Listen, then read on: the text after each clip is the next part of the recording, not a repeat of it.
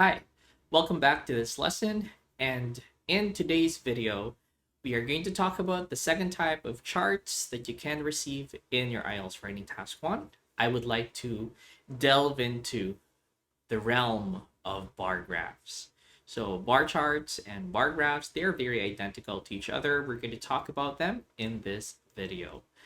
I would like to stress that bar graphs are quite identical sometimes to line graphs, in that sometimes when you look at the bar graph, you'll be able to see trends. So the first thing that you should do when you're facing or confronting a bar chart or tackling a bar chart in your examination is to look at the trends. Analyze the trends first and the differences of the bars. Try to figure out if there are very uh, obvious differences in the numbers and proportions that you can see in the bar chart, or more importantly, if there are trends.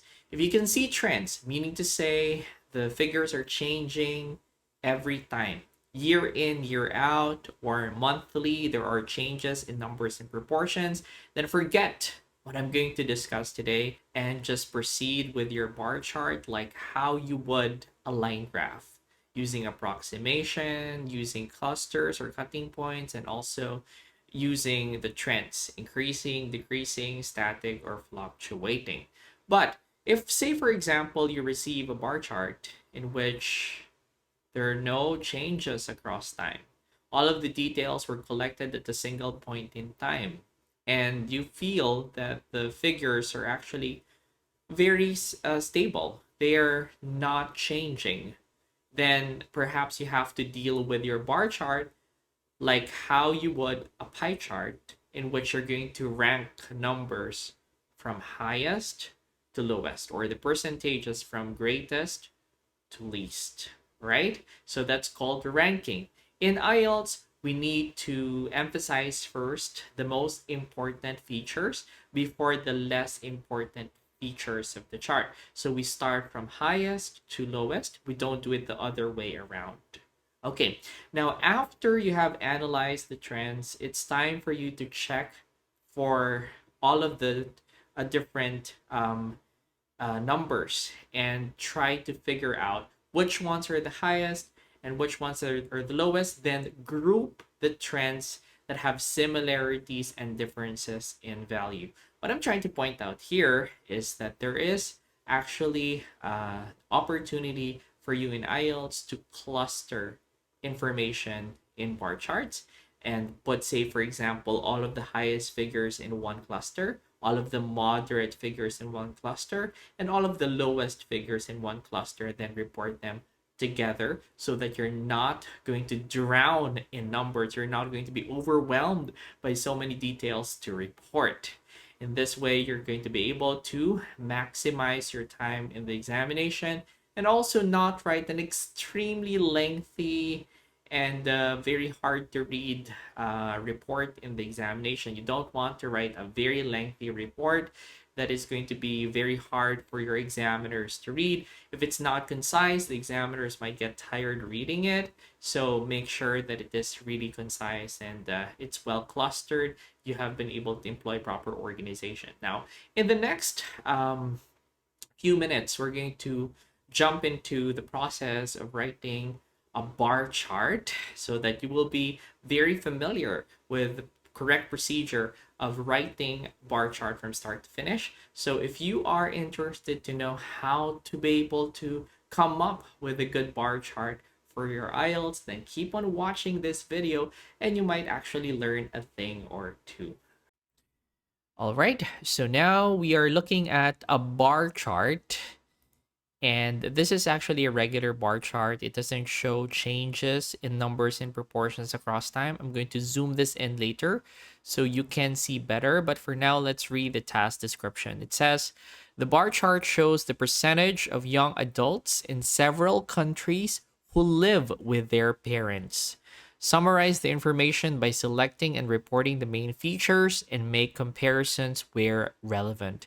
So as you can see here, the title of the chart is percentage of young adults 18 to 29 years old who live with their parents. So as you could see here as well, we don't really have proportions. So let me zoom this in so you can see better. We don't really have percentages in the chart right here, but since it is indicated in the task description that we're going to look at percentages, we need to assume that all of the numbers that you're seeing here are percentages or proportions.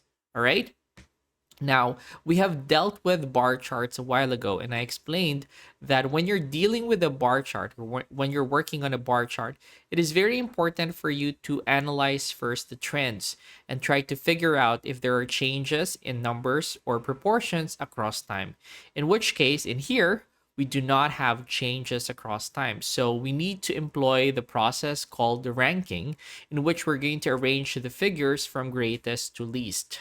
And this one is particularly easy because the numbers are already arranged for you. In some charts, it's not the case. You will probably be seeing a lot of different random numbers or percentages, and they're scattered everywhere, and you're supposed to still be the one to rank them correctly. Here, it's already ranked. However, the ranking is from lowest to highest, and that's not how we do it in IELTS. We have to arrange the figures from greatest to least. So we start with Italy right here, which is the highest figure. I'm going to prepare now my outline because, as I've already mentioned in previous lessons, we need to outline first before we write anything. So let's prepare our outline right here.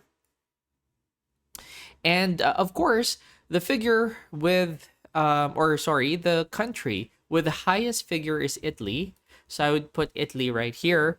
And this is nearly 80%. Remember, we can use approximation when we're dealing with bar charts, especially if you don't have the precise figures written as labels in the chart. And this was followed by, oh, is it in the past? No. We don't have information as to whether this was a recorded figure or a study that was conducted in the past. So we are not going to use the past tense here. We're going to use the present tense. So nearly 80% for Italy, and for Netherlands on average, the Netherlands, that's around 65%. Okay.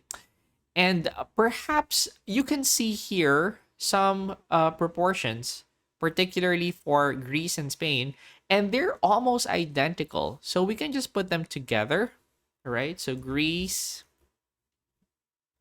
and Spain, and we can say that these are over 40%, nearly 50%. Okay, so I could probably just write that. Nearly 50% for both Greece and Spain. Right, so these are actually almost identical. And that could be a comparison right there. When you say that the figures are almost similar or almost identical. Right, so there you go. I will cluster that together. Then probably I will also cluster France and the UK because the figures are almost identical as well. They're very, very close to each other, as you could see here. They're, very, very similar. So I will also write both of them together. So we have the UK and France.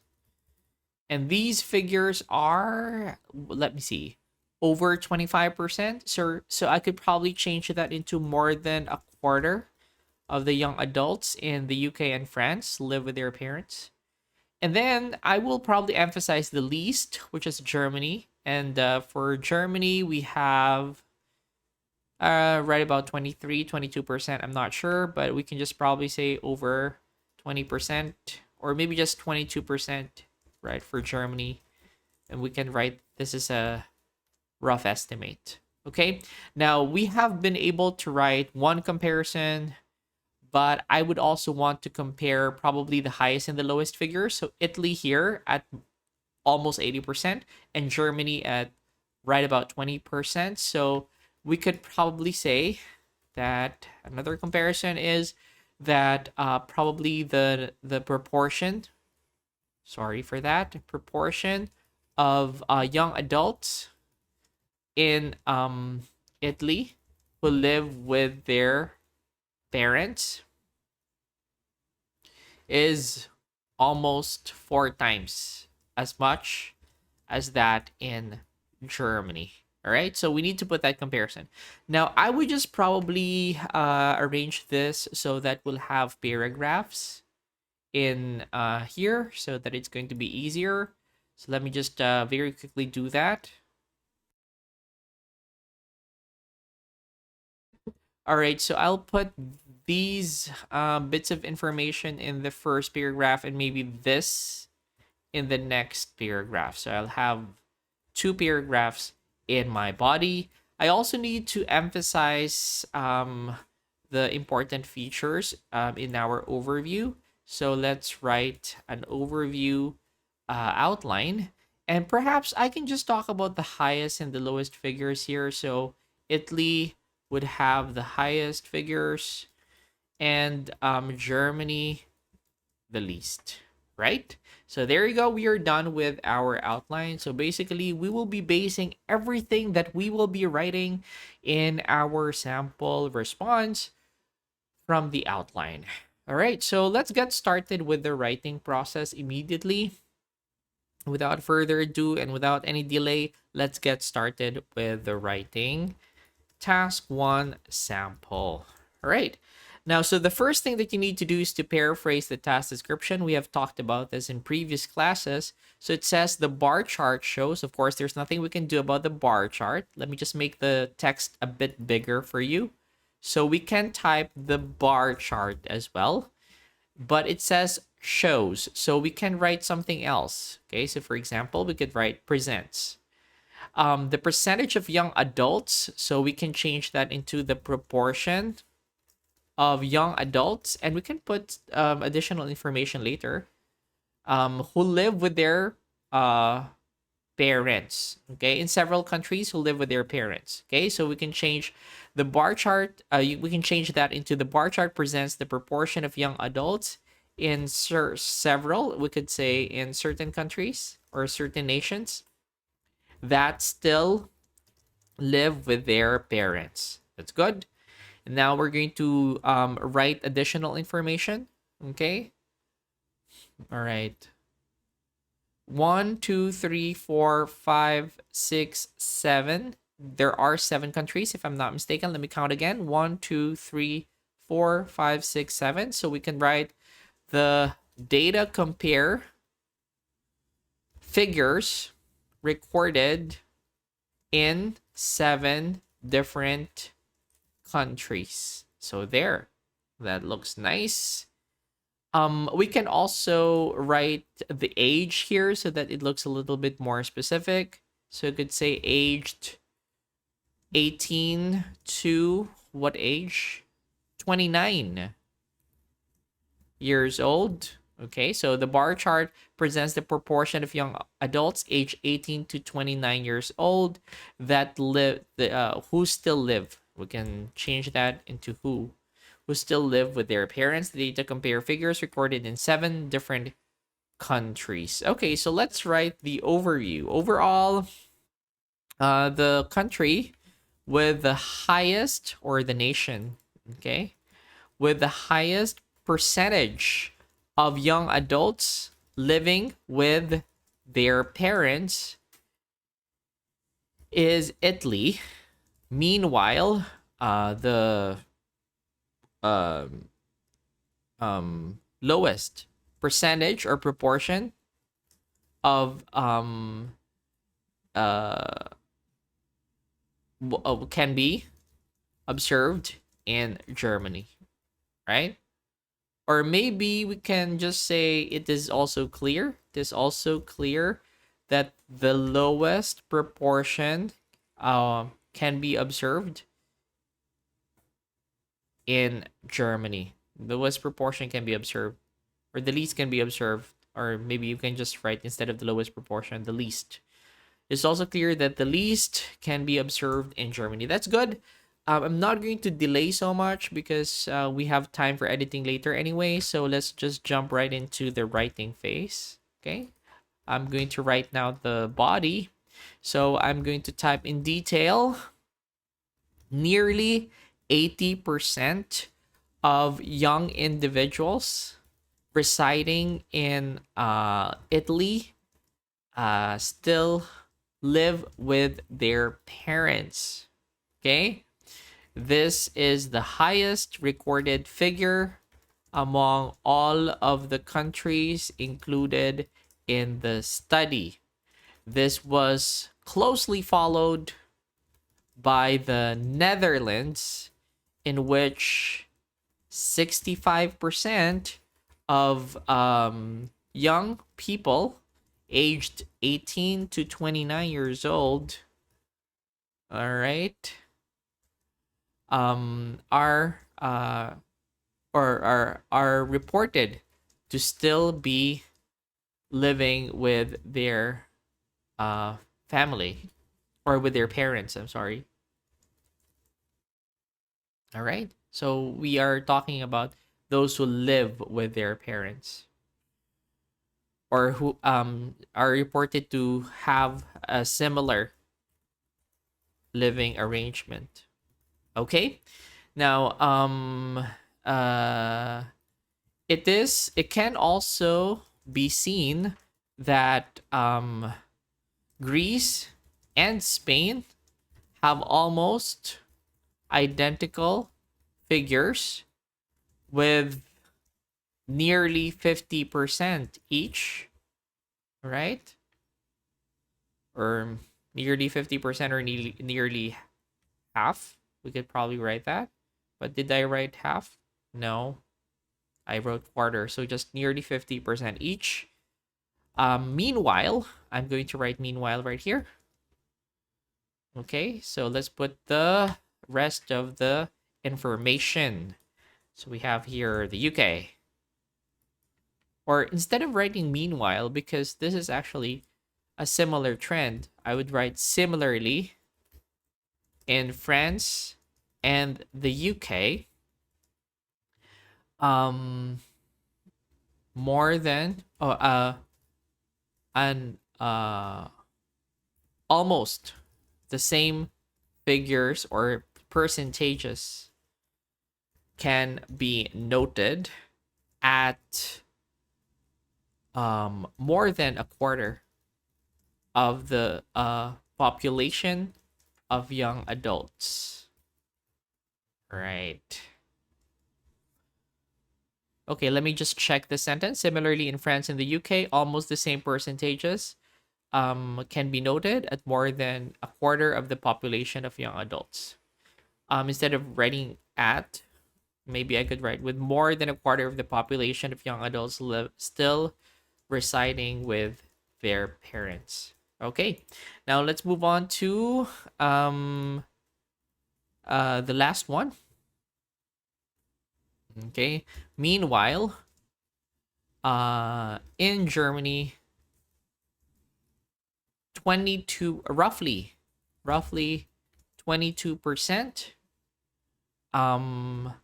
of those aged of those with or those within this age, or belonging those belonging to this age bracket, are living with their parents, and this figure is almost, or is less than a quarter, or maybe not a quarter because I've used that already, is less than four times, is more than more than four times lower than that in Italy, as the comparison says.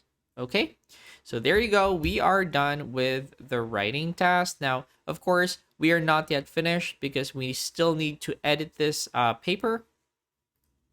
And just for a quick time check, we have just been working on this entire thing for the past 15 minutes, and that includes the discussion. So it's really very fast. And I'm sure you can also do this really quickly in your test if you're able to outline correctly. So let's try to analyze what we have written and check whether we have actually accurately been able to present what's shown in the chart. So let's start. The bar chart presents the proportion of young adults aged 18 to 29 years old who still live with their parents. The data compare figures recorded in 7 different countries. And are these all countries in Europe? Yes. So I can, if you want, you can put European countries, but I'm not going to put that anymore. Overall, the nation with the highest percentage of young adults living with their parents is Italy. It is also clear, or I'm sorry, it's not really the country with the highest percentage of young adults living with their parents, but at least for this data set. Okay. So I would say the seven, I'm sorry, among the 7 nations in the report, the one with the highest percentage of young adults living with their parents is Italy. It is also clear that the least can be observed in Germany, or the lowest proportion, right? So we can type that right in there. It is also clear that the lowest proportion can be observed in Germany of yeah. It's also clear that the lowest proportion can be observed in Germany. In detail, nearly 80% of young adults residing in Italy still live with their parents. This is the highest recorded figure among, instead of recorded, because this is not really a recorded figure. This is actually more of like an average. So let's just write this is the highest figure among all of the countries included in the study. This is in the past tense, so I need to change that into the present tense. This is closely followed by the Netherlands, in which 65% of young people aged 18 to 29 years old are reported to have a similar living arrangement. It can also be seen that Greece and Spain have almost identical figures with nearly 50% each. Similarly, in France and the UK, almost the same percentages can be noted, with more than a quarter of the population of young adults um, between 18 and 29 years old still residing with their parents. Meanwhile, in Germany, roughly 22% of those belonging to this age bracket are living with their parents. By comparison, let's just put by comparison right there to make it a little bit better. By comparison, this figure is more than 4 times lower than that um uh in Italy, right? Okay. So there you go. This is actually the entire sample. I'm just going to do a quick word count. This is how many words? 205 words. So that's our word count for this particular writing task 1 sample. Let's make it a little smaller so you can see the entire screen. I spent a total of 19 minutes working on this entire report. And that's from start to finish, including the analysis of the chart, the outlining, the writing, and the editing phase. And of course, the discussions on the side. So let's look at it a final time and read the entire sample that we have written for this particular writing task 1. All right. Let's look at what we have here, and I'm going to edit along the way if I still find anything imperfect or anything that needs to be changed. Okay. The bar chart presents the proportion of young adults aged 18 to 29 years old who still live with their parents. The data compare figures recorded in 7 different countries. Overall, among the 7 nations in the report, I don't really think we need to write 7 again because we have already mentioned that here. So we could just write 7 nations. Maybe I'd write included in the report, or maybe among the nations included in the report, the one with the highest percentage of young adults living with their parents is Italy. It is also clear that the lowest proportion can be observed in Germany. Okay, that's good. In detail, nearly 80% of young individuals residing in Italy still live with their parents. This is the highest percentage among all of the countries included in the study. I'm just going to write in the study. This is closely followed by the Netherlands, in which 65% of young people aged 18 to 29 years old are reported to have a similar limiting arrangement. It can also be seen that Greece and Spain have almost identical figures with nearly 50% each. All right, that's good. Similarly, in France and the UK, almost the same. Oh, I've already used the word almost right here.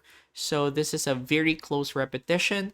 Let's just change it into something like nearly, but I have nearly already here. So I'm going to try and change this into maybe approximately. All right. Approximately 80% of young adults, and here I would write nearly the same percentages can be noted, with more than a quarter of the population of young adults between 18 and 29 years old still residing with their parents. Meanwhile, in Germany, roughly 22% of those belonging to this age bracket are living with their parents. By comparison, this figure is more than 4 times lower than that in Italy. Right. So there you go. Let's count the number of words the final time. This is 204 words. And this is actually going to already give us a very decent grade in the test. Let me just zoom this out a little bit so you can see better. This writing sample is actually very well written. It might not be perfect, but this is certainly going to give you a very high score in the test, at least a 7. And depending on the generosity of your examiners, you might get an even higher score if you submit something close to this one. It's very organized. We have been able to use a wide range of vocabulary. We have been able to address all of the questions in the task, which are to present the selected figures and make comparisons where relevant.